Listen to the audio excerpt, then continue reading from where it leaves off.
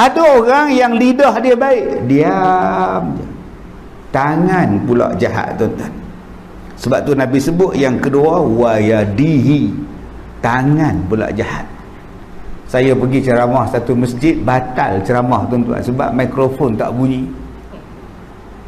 Batal ceramah, mikrofon tak bunyi. Jenuh AJK, Tok Bilal, pengurusi repair macam mana ni, batal lah. Macam mana nak cakap, saya bukan boleh mekap jerit kuat-kuat tu Haji, batal balik. Plan B tak ada. Besok dia orang telefon saya, jawatan kuasa telefon, dia kata, Ustaz, speaker di atas tu orang potong wayar. Empat-empat di atas tu potong wayar. Itu satu kes. Satu kes lagi, tuan-tuan, Bilal sama Bilal bergaduh. Dua-dua nak azan, dia tak bagi Bilal tu azan, dia kunci bilik Tok Bilal. Tak boleh azan. Mikrofon semua dalam tu, PA system semua dalam tu. Tuan-tuan nak buat apa, tuan? Buat je dia kunci bilik ni. Geril pula. Pergi ke rumah dia, tanya isteri, mana tu Haji? Entahlah, kata ke masjid, kata dia. Masjid apa, tak ada.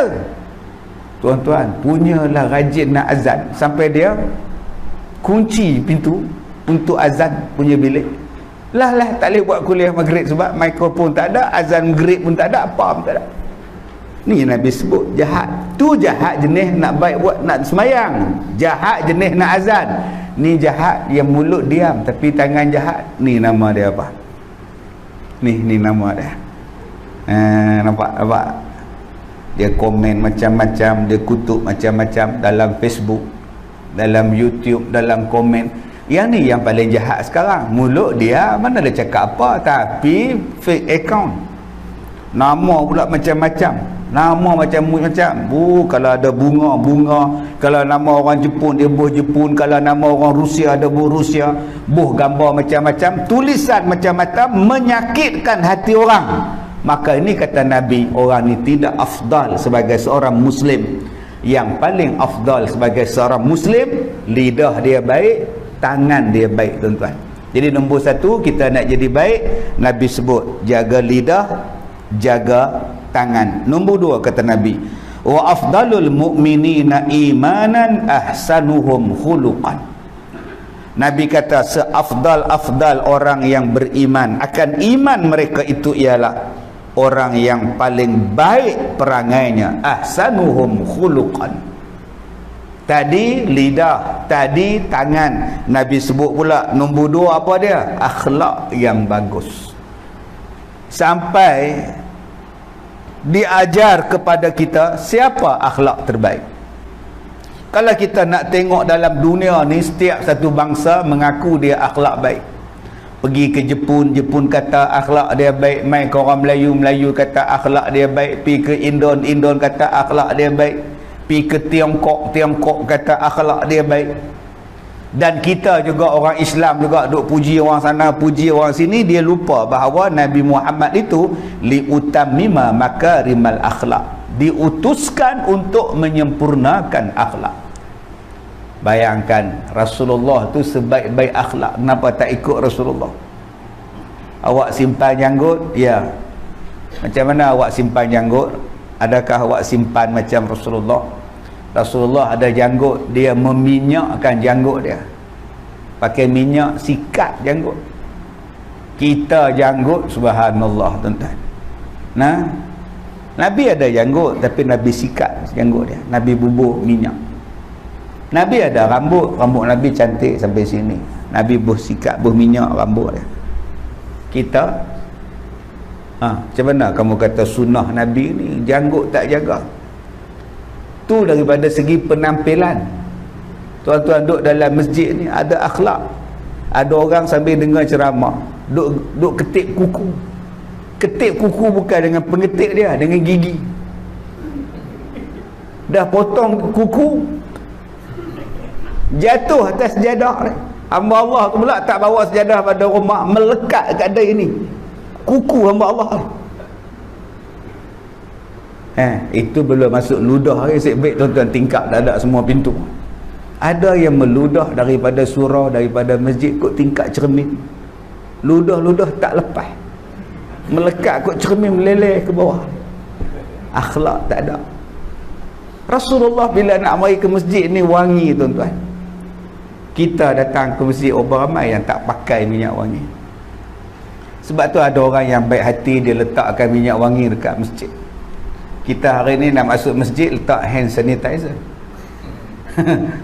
Dulu letak masjid tu letak minyak wangi masuk sapu. Cantik. Ada yang letak minyak wangi harga RM5, RM3. Bau pening kepala tuan-tuan. Letaklah yang mahal sikit. Dia kata dah letak dah tu yang mahal ustaz. Semalam tak sampai ustaz hilang ustaz ya sudah. Buruk betul perangai tuan-tuan. Orang letak supaya satu masjid boleh jadi wangi, kau cilok pula minyak wangi tadi. Bagus betul tuan. Bukan tuan-tuan ni cerita ni di Afrika Selatan. Jangan tuan-tuan duk kata orang ni pula, ni cerita jauh ni di Kongo Stan ni tuan-tuan. Baik. Malam ni kita datang masjid semua cantik segak. Haji Ridwan segak, Haji Farouk segak, semua segak malam ni. Pasal apa? Pasal kita datang masjid. Khuzu zinatakum 'inda kulli masjid. Pakai cantik-cantik bila datang masjid, pakai wangi-wangi perhiasan yang baik. Tuan-tuan sekarang ni duduk ni semua baik. Semua baik belakang ni. Pasal apa? Pasal di masjid. Pasal ramai-ramai di surau di masjid, sebab tu duduk pun baik. Sebab tu Nabi dia sebut yang paling baik bukan di sini. Sebab di sini saya menjadi baik sebab saya depan tuan-tuan. Tuan-tuan depan saya semua jadi baik. Nak tengok kita ni baik atau tak baik bukan di sini, no, di rumah. Di rumah. Nabi kata orang yang paling baik di kalangan kamu adalah orang yang paling baik dengan isteri dia. Jadi isteri kita kata tak kita baik, maka baiklah. Cuba tanya pada isteri kita, Kak Nak, Cik Abang Bidin okey? Mui. Makna tak baik lah tuan-tuan. Macam mana Kak Nak, Abang Bidin okey ke? Boleh lah ustaz. Lepas sesak dia kata tuan-tuan.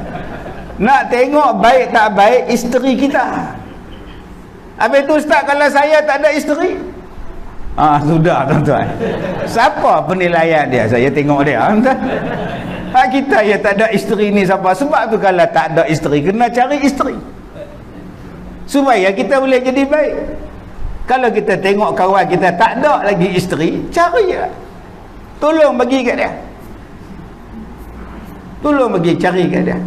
Saya cari banyak lah dekat dia. Di pondok saya ramai 65, 74. Alhamdulillah. Jadi nak tengok kita baik, khiyarukum li ahli.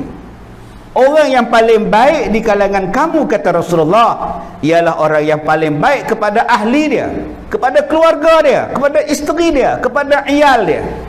Kalau isteri kita kata kita baik, isteri mengaku kita ni adalah lelaki yang baik, suami yang baik, baiklah kita tuan-tuan. Sebab kita tak boleh berlakon depan isteri kita. Di sini tuan-tuan boleh tahan kentut, cuba tahan depan isteri. Abang di surau abang kentut macam tu tak? Tak adalah kentut, orang tengok. Tu kenapa abang kentut depan saya? Kamu tak apa, bini aku. Nampak tuan-tuan? Buruk punya perangai. Kalau kita di masjid tuan-tuan, kita bersihkan masjid, kita tolong masjid, di rumah kita tolong dah isteri kita. Rasulullah bila ditanya tentang akhlak kepada isteri Rasulullah, kata Rasulullah, akhlak Nabi tu macam akhlak Al-Quran. Cuba tuan-tuan tengok akhlak Al-Quran. Apa maksud akhlak Al-Quran ni? Nombor satu, kita bila baca Quran, mana ada jemu? Tuan-tuan ada jemu dengar baca Quran? Kita tengok tu imam dah baca Fatihah. 3 rakaat Fatihah, 2 kena baca kuat. Habis sembahyang kita menyembang kat belakang. Engkau tak ada bagi cadangan dekat dia orang ke? Rakaat pertama jangan baca Fatihah. Tiap-tiap tahun tiap hari Fatihah aja, banyak surah lain lagi. Kenapa kamu cakap macam tu? Aku jemu dengar Fatihah. Tuan-tuan ni baik tuan-tuan hantar dia ke pakar sekretari. Dia ni gila ke apa? Mana ada kita jemu dengar bacaan Quran? Fatihah tiap-tiap hari tak jemu. Apa maksud bila kita baca Quran kita tak jemu? Apa maksud dia? Akhlak Rasulullah macam akhlak Al-Quran. Maksudnya ialah akhlak Rasulullah tidak menjemukan. Dia tak menjemungkan orang lain, tak menjemungkan isteri dia, tak menjemungkan umat dia. Itu nombor satu. Akhlak Quran tu maksudnya apa? Akhlak Nabi tak ada satu yang menjemungkan orang lain. Orang suka dengan Nabi, orang duduk dengan Nabi, orang seronok dengan Nabi. Bila Nabi tak ada, Nabi balik, sahabat jadi kot lain lah. Jadi kot lain, sampailah Nabi ni wafat, ada sahabat yang tak sanggup pun tinggal di Madinah sebab duk terbayang lagi pada Rasulullah. Ada yang pindah ke Syria, ada yang pindah ke Iraq, ada yang duduk tempat lain, tuan-tuan. Sebab apa? Duk terbayang-bayang Nabi jadi imam, duk terbayang-bayang Nabi berjalan main ke masjid, duk terbayang dia berbual dengan Rasulullah. Bila Rasulullah wafat, dia tak boleh nak duduk, balik dia tempat lain. Bilal bin Rabah pergi tempat lain. Sebab apa? Indahnya akhlak Nabi ni. Dia kata, aku tak boleh duduk sini, aku duduk teringat kat Nabi punya baik. Cuba bayangkan kita bila duduk dengan orang lain pusing. Bila kita balik rumah baru lapang, lega rasanya. Maknanya buruk akhlak kita, tuan-tuan. Jadi lepas ni kita ubah akhlak kita, menjadikan orang suka dengan kita. Sebab apa suka dengan kita? Tak tahu tak? Saya dengan dia tak jemu langsung menyembang dengan dia, ustaz. Ada je dia baik dengan saya, tak ada dia menyakitkan hati saya. Yang kedua, akhlak Nabi itu akhlak Quran. Apa dia? Mana ada Al-Quran salah? Tuan-tuan carilah satu ayat ke, satu surah ke yang salah, yang tak betul. Wa in kuntum fi raibin mimma nazzalna ala abdina fa'tu bi suratin min mithli. Kalau kamu ni ragu-ragu dengan Quran, awak bagi satu surah, satu ayat yang macam mana Al-Quran kalau kamu betul hebat. Kalau betul kamu orang yang benar. Tak ada siapa boleh cabar Quran. Maknanya Al-Quran itu betul, kata-kata yang benar. Sadaqallahul azim. Maha benarlah Allah akan kata-katanya yang maha agung. Jadi akhlak Nabi, akhlak Al-Quran, akhlak Nabi sentiasa betul. Sentiasa betul. Sebab tu saya awal-awal saya kata tadi, akhlak Nabi bila jumpa dengan orang, dia mula-mula hulurkan tangan bersalam. Dan dia orang yang paling akhir menarik tangan dia selepas bersalam. Maknanya bersalam itu betul akhlak dia. Nabi Muhammad bila dia jumpa orang, dia manis muka. Maknanya senyum itu betul akhlak dia. Betul hari ni orang buat kajian tentang senyum, orang buat kajian tentang kelebihan potong kuku. Dimulakan daripada tangan kanan jari telunjuk dia, disudahkan dengan ibu jari kanan dia. Orang kaji tu tuan, sampai tahap masuk tandas tu, masuk dengan kaki kiri tu pun orang kaji betul tak betul cara yang diperbuat oleh Nabi sallallahu alaihi wasallam. Daripada bangun tidur Nabi sampailah tidur semula Rasulullah, semua akhlak Rasulullah itu adalah betul. Sebab itulah disebut akhlak Al-Quran, tuan-tuan. Jadi kalau kita nak jadi orang yang terbaik iman kita, nombor dua kata Nabi sallallahu alaihi wasallam, jadilah orang yang paling baik akhlaknya.